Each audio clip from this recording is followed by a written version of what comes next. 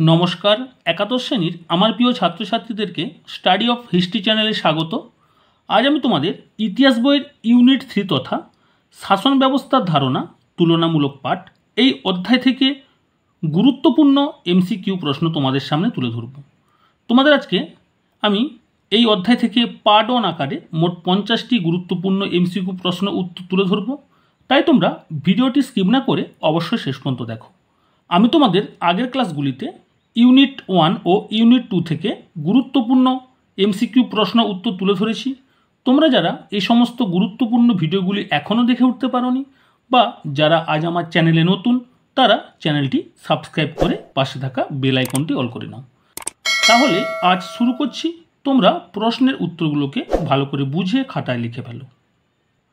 তোমাদের প্রথমেই একের দাগের প্রশ্ন তোমরা দেখে নাও। প্রাচীনকালে পলিশের বিকাশ ঘটেছিল কোন দেশে? গ্রিসে। তোমাদের একটা কথা বলে নিই, তোমাদের পরীক্ষায় এমসিকিউ প্রশ্ন হয়, তোমাদের বোঝার সুবিধার্থে আমি তোমাদের এভাবে তৈরি করে দিয়েছি যাতে তোমাদের পড়তে সুবিধা হয়। আচ্ছা, দুয়ের দাগের প্রশ্ন দেখে নাও। গ্রিস শব্দ পলিশ কথাটির অর্থ কী? নগর রাষ্ট্র। তিনের দাগের প্রশ্ন, কোন যুগে প্রাচীন গ্রিসের পলিশগুলির চূড়ান্ত বিকাশ ঘটে? ধ্রুপদী যুগে, অর্থাৎ খ্রিস্টপূর্ব 5ম থেকে 4র্থ শতকে। চারের দাগের প্রশ্ন, গ্রিক পলিশগুলির অন্যতম বৈশিষ্ট্য কী? ক্ষুদ্রত্ব ও অখণ্ডতা।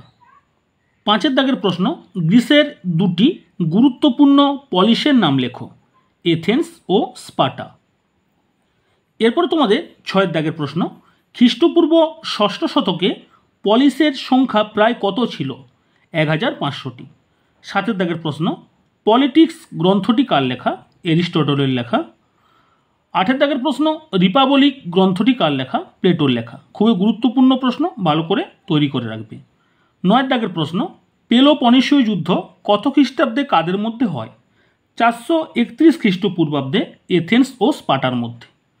10এর দাগের প্রশ্ন, প্রাচীন গ্রিসের নগর রাষ্ট্রগুলিকে এ পারফেক্ট কমিউনিটি বলে কে অভিহিত করেছেন? অ্যারিস্টটল। তোমাদের এ প্রসঙ্গে আরেকটি প্রশ্ন রয়েছে, দেখে নাও। মানুষ এক ধরনের প্রাণী যারা পলিশে বসবাস করে, উক্তিটি কার? অ্যারিস্টটলের উক্তি। অবশ্যই তোমরা ভালো করে উক্তিগুলোও তৈরি করে যাবে, পরীক্ষায় এসে থাকে। 11 দাগের প্রশ্ন, পলিশের মূল কেন্দ্র কী নামে পরিচিত? অ্যাক্রোপলিস। এরপরে তোমাদের নেক্সট প্রশ্ন 12 দাগ, অ্যাক্রোপলিস কি? গ্রিসের পাহাড়ের উপর দুর্গের মতো সুদৃঢ় শাসন কেন্দ্রকে হচ্ছে অ্যাক্রোপলিস বলে। 13 দাগের প্রশ্ন, এথেন্সের শাসন কাঠামো ছিল গণতান্ত্রিক, সত্য। 14 দাগের প্রশ্ন, এথেন্সে ম্যাজিস্ট্রেটরা কী নামে পরিচিত? আর্কন নামে। এরপরে তোমাদের নেক্সট প্রশ্ন 15 দাগ, প্রাচীন এথেন্সে সংসদ বা গণপরিষদ কী নামে পরিচিত? অ্যাগলেসিয়া। 16 দাগের প্রশ্ন, প্রাচীন এথেন্সের গণ আদালতগুলিকে কী বলা হতো? হেলাইয়া। 17 দাগের প্রশ্ন, এথেন্সের পরিষদের নাম কি? বাউলি। 18 দাগের প্রশ্ন, অ্যান্টিগোনে নাটকটি কার? রাজা ইদিপাস নাটকটি কার? দুটি তোমাদের নাটক অবশ্যই মনে রাখতে হবে, বিখ্যাত গ্রিক নাট্যকার সফোক্লিসের।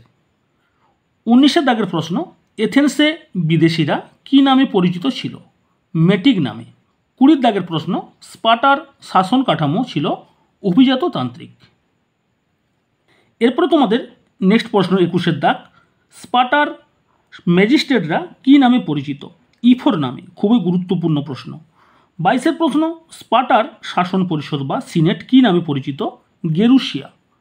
23 দাগের প্রশ্ন, কার রাজত্বকাল এথেন্সে স্বর্ণযুগ নামে পরিচিত? পেরিক্লিস। 24 দাগের প্রশ্ন, এথেন্সে জনগণ কী নামে পরিচিত? ডেমোস নামে পরিচিত। 25 দাগের প্রশ্ন, এথেন্সের কৃতদাসরা ড্যাশ নামে পরিচিত? থিটিস নামে পরিচিত। 26 দাগের প্রশ্ন, স্পার্টার কৃতদাসরা কী নামে পরিচিত? হেলোড নামে পরিচিত। তোমরা অবশ্যই দেখে নাও, ইলিয়াড ও ওডিসি দুটি মহাকাব্য, এটি হচ্ছে হোমারের লেখা। তোমরা অবশ্যই জানো, ছোট থেকে পড়ে আসছো, তা তোমাদের পাশে আমি উল্লেখ করেছি। এরপর তোমাদের নেক্সট প্রশ্ন 27 দাগ দেখো। 27 দাগের প্রশ্ন, স্পার্টার সমাজে সর্বোচ্চ স্থানে প্রতিষ্ঠিত ছিল কে? স্পার্টান। এরপরে তোমাদের 28 দাগের প্রশ্ন, স্পার্টার স্বাধীন নাগরিকদের কি বলা হতো? স্পার্টিয়েট বলা হতো। 29 দাগের প্রশ্ন, দ্য আখারনিয়ান্স নাটকটি কার লেখা? অ্যারিস্টোফেনিসের লেখা। খুবই গুরুত্বপূর্ণ। এরপরে তোমাদের নেক্সট প্রশ্ন 30 দাগ, অলিম্পিক খেলা কবে শুরু হয় বা কত খ্রিস্টপূর্বাব্দে শুরু হয়? 776 খ্রিস্টপূর্বাব্দে।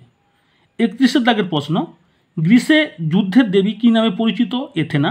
অবশ্যই তোমরা এইটা ভালো করে দেখো, পরীক্ষা এসে থাকে। গ্রিসের আকাশের দেবতা কে? জিউস।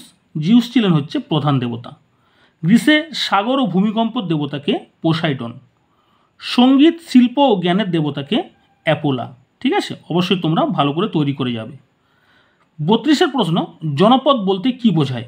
কোনো উপজাতি গোষ্ঠীর নির্দিষ্ট বসতি এলাকা। এরপরে তোমাদের নেক্সট প্রশ্ন 33 দাগ, অর্থশাস্ত্র কার লেখা? কৌটিল্যর লেখা। 34 প্রশ্ন, ইন্ডিকা কার লেখা? মেঘাসিনিসের লেখা। 35 প্রশ্ন, অষ্টাধ্যায়ী কার লেখা? পাণিনির লেখা। 36 প্রশ্ন, খ্রিস্টপূর্ব কোন শতকে মহাজনপদগুলির উত্থান হয়? খ্রিস্টপূর্ব 6ষ্ঠ শতকে, অর্থাৎ এই সময় 16টি মহাজনপদ গড়ে উঠেছিল। তোমরা এখানে একটু ছকের মধ্যে দেওয়া আছে, তোমরা দেখে নাও যে রামায়ণে জনপদের উল্লেখ আছে 27টি, মহাভারতে জনপদের উল্লেখ আছে 25টি। একটু তোমরা মনে রাখবে। ঠিক আছে, দেখে নাও নেক্সট প্রশ্ন 37 দাগ, কোন মহাজনপদটি দক্ষিণ ভারতে অবস্থিত? খুবই গুরুত্বপূর্ণ, পরীক্ষা এসে থাকে। অসমক। আর বাকি 15টি মহাজনপদ উত্তর ভারতে অবস্থিত। তোমরা অবশ্যই ষোড়শ মহাজনপদের নামগুলো অবশ্যই মনে রাখবে। 16টি মহাজনপদের নাম: অঙ্গ, মগধ, কাশী, কোশল, অবন্তী, বৎস, বিজি, মল্ল, চেদি, কুরু, পাঞ্চাল, মৎস্য, সুরসেন, অসমক, গান্ধার, কম্বোজ।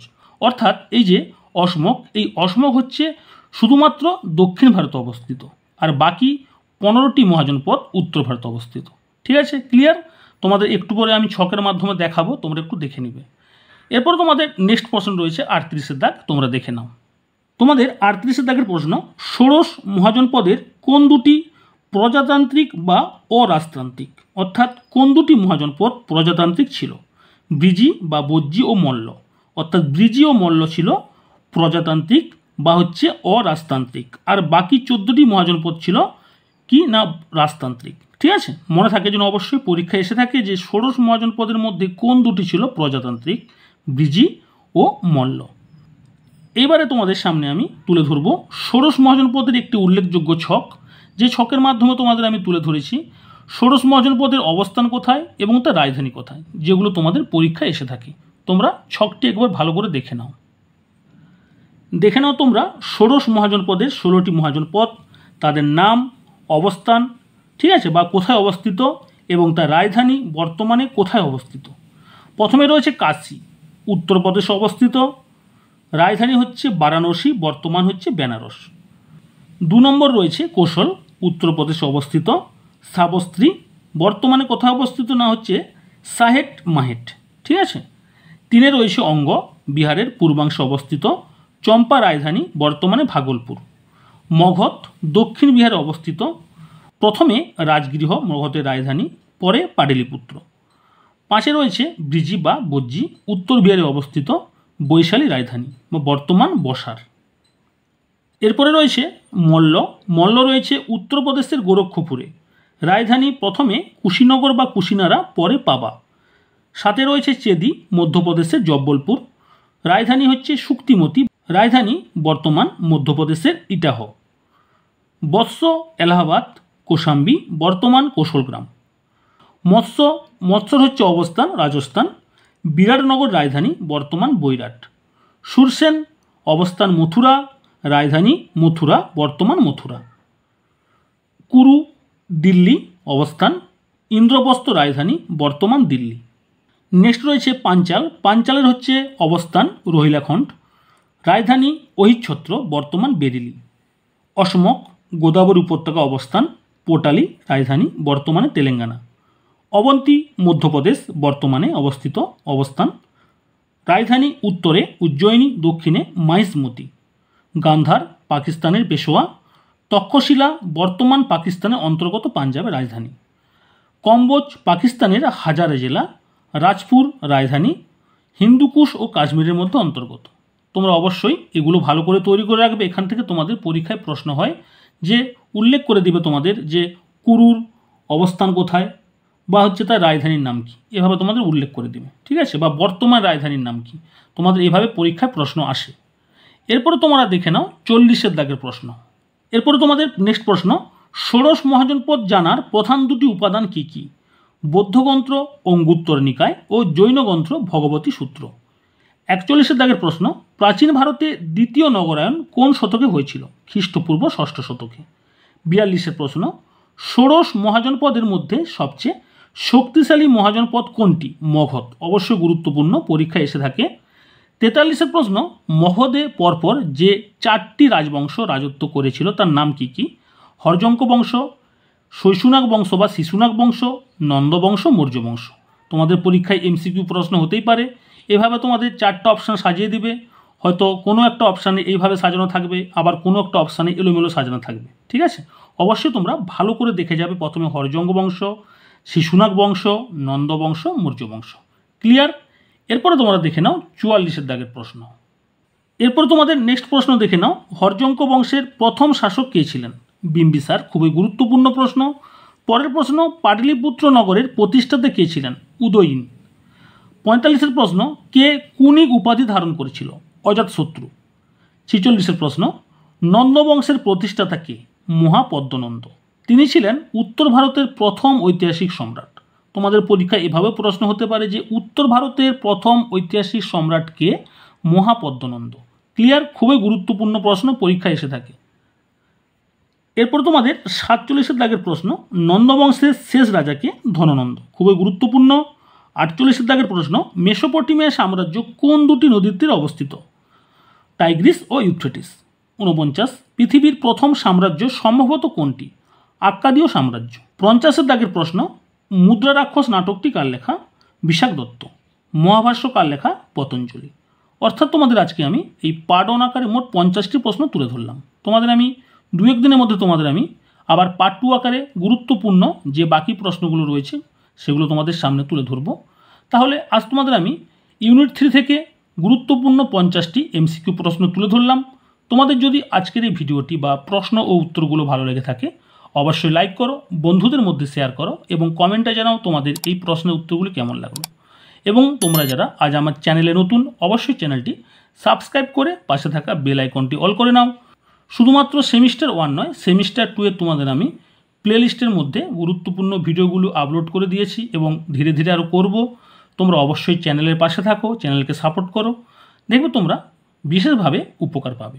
আজ তাহলে রাখছি, তোমরা সবাই ভালো থেকো, সবাই সুস্থ থাকো।